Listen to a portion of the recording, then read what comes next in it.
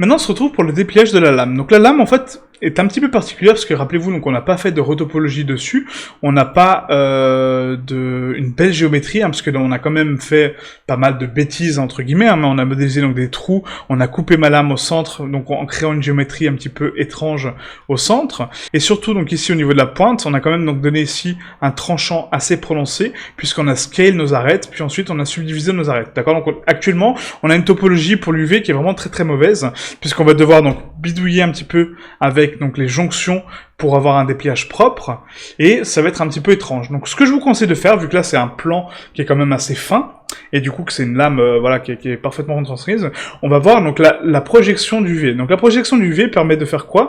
Permet de prendre une vue actuelle, d'accord, donc la vue qu'on voit ici, et du coup de copier, d'accord, donc cette vue, donc de copier l'image qu'on a ici sur la carte UV, d'accord, donc de la transposer. Donc vous allez me dire, mais pourquoi on n'a pas fait ça dès le départ? Bah parce que justement, si on a un objet vraiment en 3 dimensions qui n'est pas très plat, sur une tête, par exemple, si je fais une projection UV, on aura juste la face, d'accord, c'est comme si vous prenez une photo donc de votre tête, bah on va voir donc de face effectivement votre tête, mais par contre sur les côtés, si je tourne autour de votre objet et que je veux l'animer et que je veux le faire propre, bah du coup on verra pas les oreilles, on verra pas les cheveux derrière, etc. Vous voyez, on a juste la projection du visage. Alors que sur une lame, vu que ça va être un élément métallique et que du coup ça va être quelque chose d'assez assez identique, bah du coup on peut se permettre de faire une projection de vue puisque c'est un élément plat, d'accord? Sur par exemple un meuble qui est juste visible de face, en fait, supposons que vous voulez faire une image fixe et du coup que le meuble est parfaitement droit et parfaitement propre, vous pouvez faire un dépliage juste de cette face-là, d'accord? Donc juste de la vue de la caméra entre guillemets et du coup de projeter uniquement ça sur les UV. Voilà, c'est beaucoup plus simple, beaucoup plus rapide, et c'est ce qu'on va faire pour notre lame. Donc là, on va commencer par passer en tab, donc en édition, A pour tout sélectionner, U, ici, on a projeté depuis vue, d'accord? Donc projeté depuis la vue. On clique, et là, j'ai ma lame parfaitement retranscrite, vous voyez? Donc juste la photo de ce que je vois, en fait, dans la vue, hein, d'accord? Si je la mets en vue de face, comme ça, si je la mets en vue de côté, je projette depuis la vue, bah, j'ai que le côté. D'accord? Si je la mets, encore une fois, de face, j'ai la face. Ok? Donc là, très attention à ça, puisque du coup, on va créer donc une symétrie de la lame pour pouvoir avoir une seule carte UV projetée, et du coup, qu'elle soit retranscrise de l'autre côté. D'accord? Donc c'est un petit peu un bidouillage, mais ça marche plutôt bien. Sauf que là, si je veux faire donc une symétrie, actuellement, bah, ça va être très compliqué, parce que déjà, mon objet n'est pas symétrique, d'accord? Parce qu'on a donné des valeurs aléatoires, rappelez-vous, hein, c'était fait exprès, et du coup, je n'ai pas de jonction de jonction d'arête propre. Regardez, si je prends une arête centrale, celle-ci normalement, est-ce qu'elle descend jusqu'en bas? On va analyser. Bah non, elle se casse ici. Donc bon, je me dis, bah c'est pas grave, on peut continuer quand même, on va sélectionner ici, hop. Ah bah non, c'est pas celle-là, hop, c'est celle-là. Du coup, ah bah se recasse encore, donc allez, on continue. Voilà. Puis on va descendre comme ça indéfiniment, jusqu'à se rendre compte que du coup la pointe de ma lame n'est pas bonne, parce que du coup, enfin voilà, je sais comment on l'a modélisé, et je sais que ce sera pas bon, puisqu'on aura des jonctions de boucles, vous voyez, donc rien que là, ça commence déjà à être très compliqué. Voilà, on n'a plus de symétrie ici. Voilà. Mais bon, supposons qu'on continue. Voilà, allez, on continue. Voilà, et là, vous voyez, là, ça repart ici en termes de constance. Donc on se dit, bon, bah c'est pas grave, j'efface ça, puis après je recontinue ici. Allez, on va continuer encore. Hop, voilà, deuxième cassure, bon bah c'est pas grave. Et là, vous voyez, en fait c'est pas du tout propre, d'accord? Donc faites pas comme ça, parce que la géométrie n'est pas propre actuellement. Donc faut pas essayer de bidouiller, alors qu'on peut faire beaucoup plus simple, d'accord? Essayez pas de perdre du temps sur des étapes qui sont pas essentielles.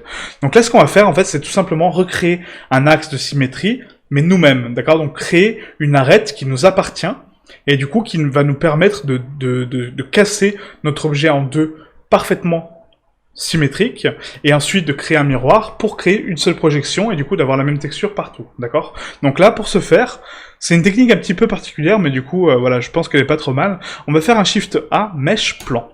Donc on va créer un plan. Ce plan, faut pas le voir comme un plan, mais faut le voir comme un laser, d'accord? Donc ce laser, du coup, si je le tourne à 45 degrés, il va me faire une coupe comme ça. Si je le tourne à 90, bah, il va me faire une coupe centrale. Et s'il est à 0, il va me faire une coupe horizontale. Donc là, je vais le tourner à 90. Du coup, qu'il soit parfaitement symétrique avec ma lame, actuellement. On va le décaler sur Z, d'accord, pour qu'il rentre parfaitement en interaction. Donc là, c'est comme si vous aviez un laser, vous voyez, qui coupe mon objet en deux. Voilà, donc là, on n'a que cette partie-là, la partie projetée.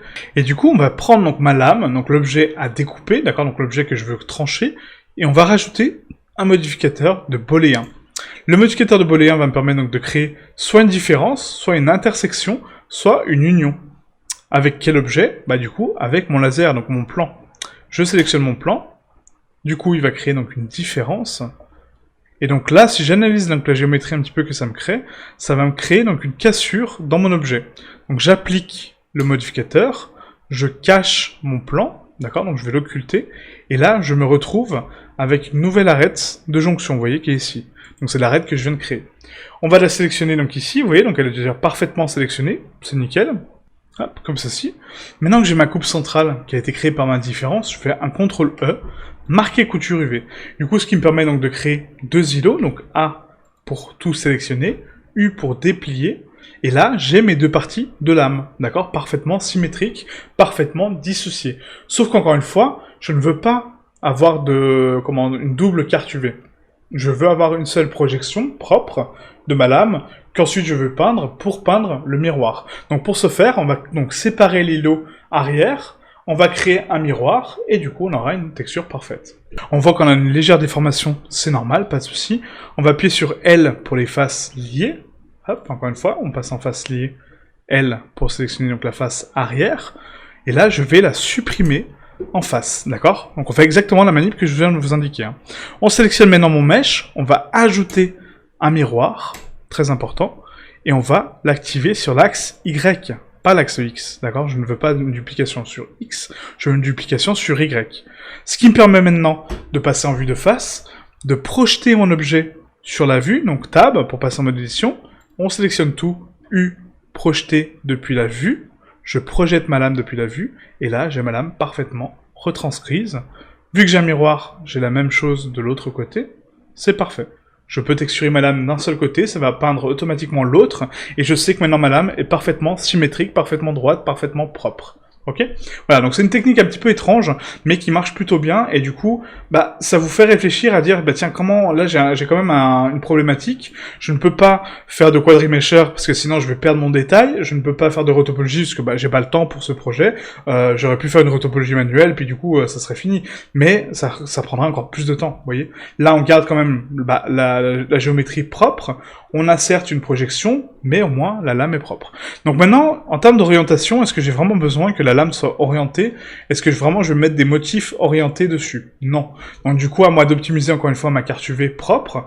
Donc du coup, on va la tourner à 45 degrés pour la mettre en diagonale. Et du coup, je peux l'agrandir sur la diagonale, d'accord? Donc la diagonale sera toujours plus grande, forcément, que les côtés du carré, ça vous le savez. Hein.